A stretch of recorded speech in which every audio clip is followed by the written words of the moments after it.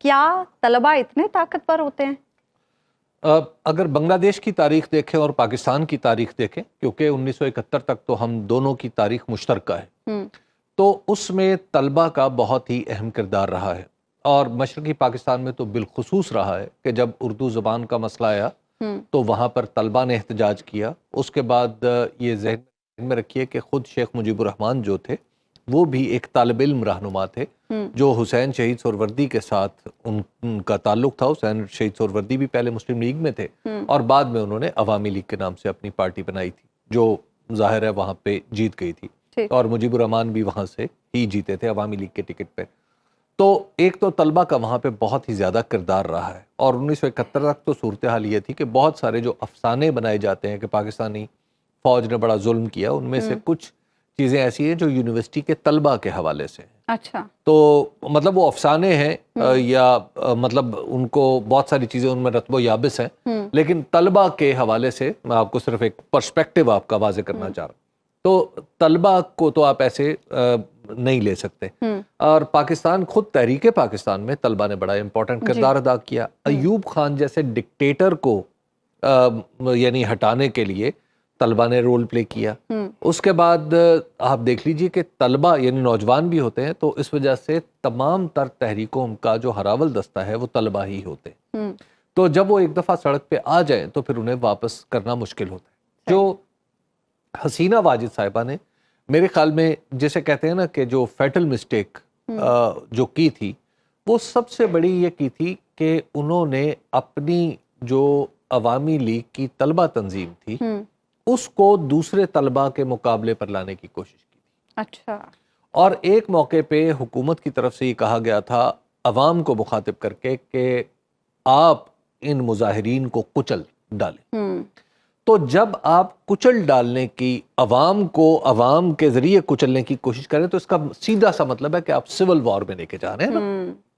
تو جب آپ ایک دفعہ سول وار میں چلے جاتے ہیں تو پھر آپ باہر نہیں آ سکتے، پیچھے ہٹنے کا راستہ نہیں، پھر آپ باہر آ ہی نہیں سکتے۔ اچھا، اگر آپ بیروت اب تک نہیں آ سکا، لبنان اب تک نہیں آ سکا نا، تو جب آپ افغانستان نہیں آ سکتے، تو ایک دفعہ جب آپ اس وار میں گھس جاتے ہیں تو پھر باہر نہیں نکل سکتے۔ تو ہم خود نہیں آ سکے 1971 میں، جب ہم گھس گئے تو پھر اس کا ہم واپسی کے سارے راستے بند ہو جاتے ہیں۔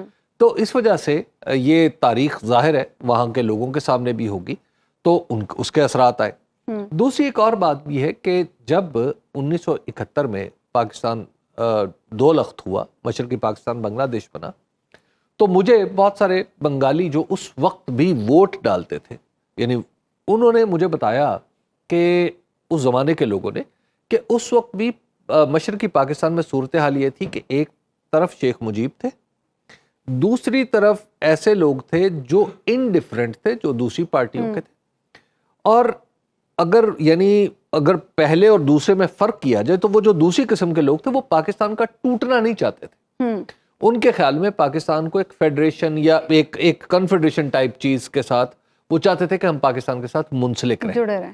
لیکن فوجی آپریشن نے معاملات اتنے خراب کر دیے تھے کہ جس کی وجہ سے وہ لوگ بھی پھر شیخ مجیب کی طرف آنے پر مجبور ہو گئے تھے۔ تو لہٰذا ایک وہ طبقہ تو موجود تھا، اور پھر اس کے بعد جماعت اسلامی موجود تھی وہاں پہ، اور اس کے پروفیسر غلام اعظم اور دوسرے لوگوں کو جس بے دردی سے جنہوں نے سزائیں سنائی حسینہ واجد نے، وہ بھی تو ایک ظلم تھا نا۔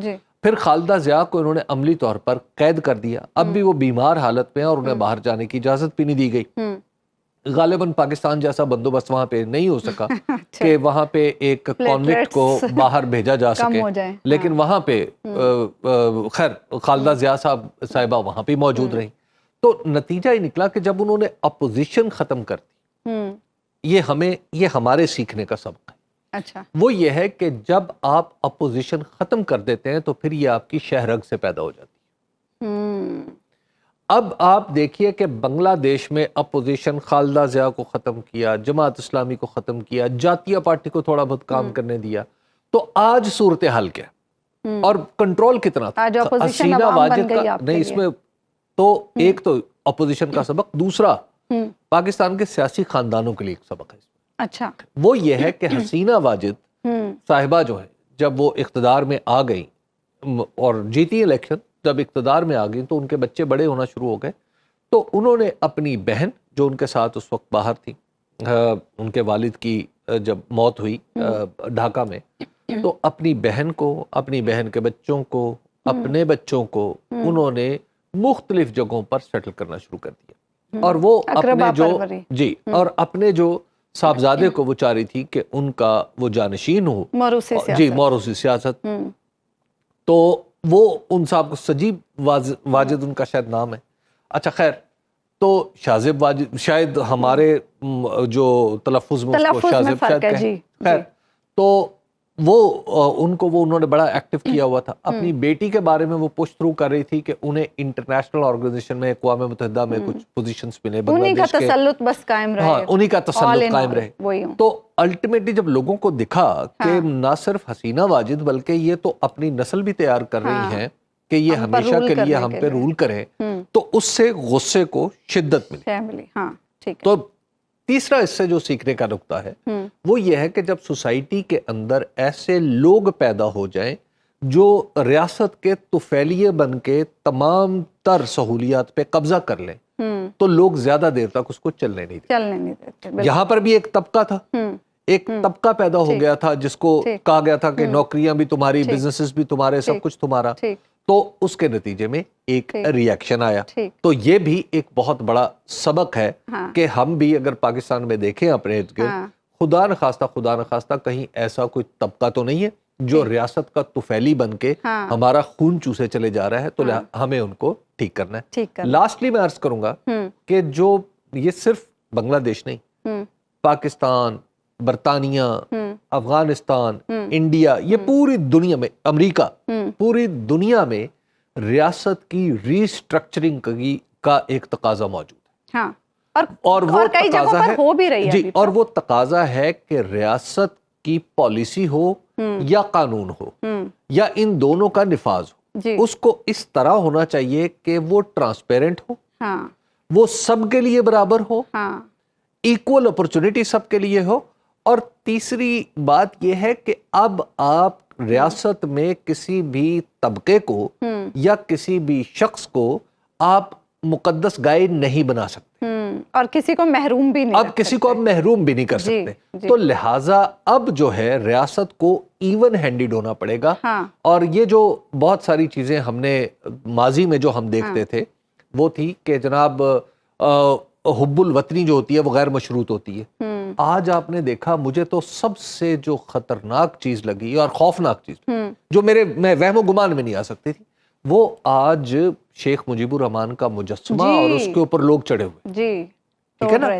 اب یہ جو چیز ہے، اب اس کا مطلب کیا ہے؟ اس کا مطلب ہے کہ اب آپ ریاست سے وفاداری اور محبت کو غیر مشروط نہیں کر سکتے.